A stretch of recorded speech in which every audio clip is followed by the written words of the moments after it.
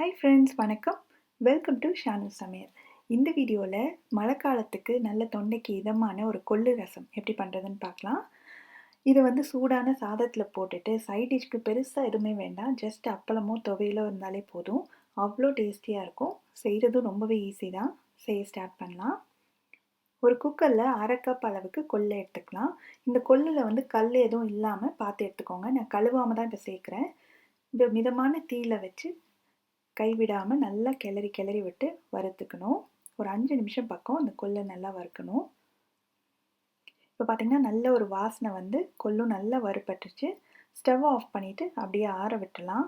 ஆறினதுக்கப்புறமா ஒரு 2-3 தடவை கழுவி எடுத்துகிட்டு வந்துடலாம்.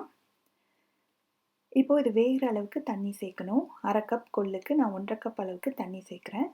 இப்போ குக்கரை மூடி வச்சுட்டு ஸ்டீம் வந்ததுக்கப்புறமா வெயிட்டை போட்டுட்டு ஸ்டவ்வை நல்லா சிம்மில் வச்சு ஒரு 5லேருந்து 6 விசில் வேக வச்சோம்னா கரெக்டாக இருக்கும். கொள்ளு நல்லா சாஃப்டாக வெந்து கிடைக்கும் நம்மளுக்கு. இப்போது ஸ்டீம்லாம் ரிலீஸ் ஆயிடுச்சு. திறந்து பார்க்கலாம். நம்ம ரசத்துக்கு வேணும் அப்படின்றதுனால நிறைய தண்ணி ஊற்றி வேக வச்சுருக்கோம். கொள்ளுமே பார்த்திங்கன்னா நல்லா சாஃப்டாக வெந்துடுச்சு. இப்போது இந்த கொள்ளு வேக வச்ச தண்ணியை ரசத்துக்கு தனியாக ஒரு பவுலில் மாற்றி எடுத்துட்டு அந்த மீதி இருக்கிற கொள்ளில் நீங்கள் கொள்ளு குழம்போ இல்லை துவையல் இல்லாட்டி கொள்ளு சுண்டல் மாதிரி தாளித்து கூட செய்யலாம். ரொம்பவே ஹெல்த்தியாக இருக்கும். இப்போது ரசத்துக்கு மசாலா ரெடி பண்ணிடலாம். ஒரு மிக்ஸி ஜாரில் ஒரு 1.5 டீஸ்பூன் அளவுக்கு மிளகு, 1 டீஸ்பூன் சீரகம், ஒரே ஒரு பச்சை மிளகாய். பச்சை மிளகாய் நான் கம்மியாக சேர்க்குறேன். மிளகோட காரம் அதிகமாக இருந்ததுன்னா நல்லாயிருக்கும் அப்படின்றதுக்காக. ஒரு 4-5 கருவேப்பிலை, 5 பல் பூண்டு, நல்லா பெரிய பூண்டாக எடுத்துக்கோங்க. 5 பல் சேர்த்துருக்கேன்.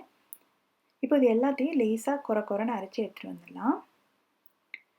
அடுத்து ரசத்துக்கு தாளித்து விட்டலாம். ஒரு பேனில் கொஞ்சமாக ஒரு 2 ஸ்பூன் எண்ணெய் சேர்த்துட்டு, எண்ணெய் சூடானது ஒரு 1/4 டீஸ்பூன் வெந்தயம், கொஞ்சமாக கடுகு, கொஞ்சம் உளுந்து, இதெல்லாம் நல்லா பொரிஞ்சதுக்கப்புறமா 2 காஞ்ச மிளகாய் சேர்த்துக்கலாம். கொஞ்சமாக கறிவேப்பிலை, அப்புறம் நம்ம மசாலா அரைச்சோம் இல்லையா ரசத்துக்கு, அதையும் சேர்த்துட்டு லேசாக மிக்ஸ் பண்ணி விட்டுட்டு இது கூடவே ஒரு 1/4 ஸ்பூன் அளவுக்கு பெருங்காயத்தூளையும் சேர்த்து நல்லா கலந்து விட்டலாம். அடுத்ததாக நல்ல ஒரு பெரிய தக்காளி, நல்லா பழுத்த தக்காளியை பொடியாக வெட்டி வச்சுருக்கேன், அதையும் சேர்த்து வதக்கிக்கலாம். தக்காளி நல்லா மசிஞ்சு வர அளவுக்கு வதக்கி விட்டுணும்.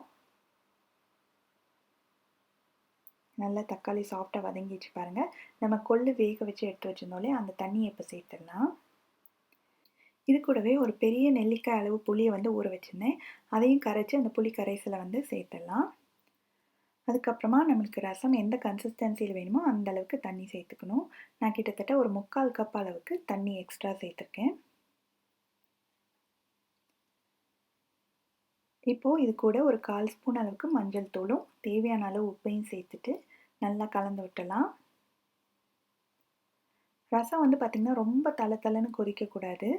ஓரங்களில் லேசாக நுர கட்டி வரும். அந்த அளவு தான் நம்ம அதை கொதிக்க வைக்கணும். இப்போ பார்த்திங்கன்னா ஓரத்துலலாம் அப்படியே நுர கட்டி வருது பாருங்கள். இதுதான் கரெக்டான ஸ்டேஜ். இந்த மாதிரி வந்த உடனே நம்ம உடனே ஸ்டவ் ஆஃப் பண்ணிவிட்டு ஃப்ரெஷ்ஷாக பொடியாக நறுக்குன கொத்தமல்லி இலையை சேர்த்துடலாம். நல்லா கலந்து விட்டணும். அவ்வளோதான். ரொம்ப ஹெல்த்தியான ரொம்பவே சுவையான கொள்ளு ரசம் ரெடி. சூடான சாதத்தில் போட்டு சாப்பிட்டு பாருங்கள், அவ்வளோ டேஸ்ட்டாக இருக்கும். இந்த வீடியோ உங்களுக்கு பிடிச்சிருந்ததுன்னா உங்களோட ஃப்ரெண்ட்ஸ் அண்ட் ஃபேமிலியோட மறக்காமல் ஷேர் பண்ணுங்கள். நீங்கள் இந்த ரெசிபி ட்ரை பண்ணிங்கன்னா எப்படி வந்தது அப்படின்றதையும் என் கூட ஷேர் பண்ணிக்கோங்க. தேங்க்ஸ் ஃபார் வாட்சிங்.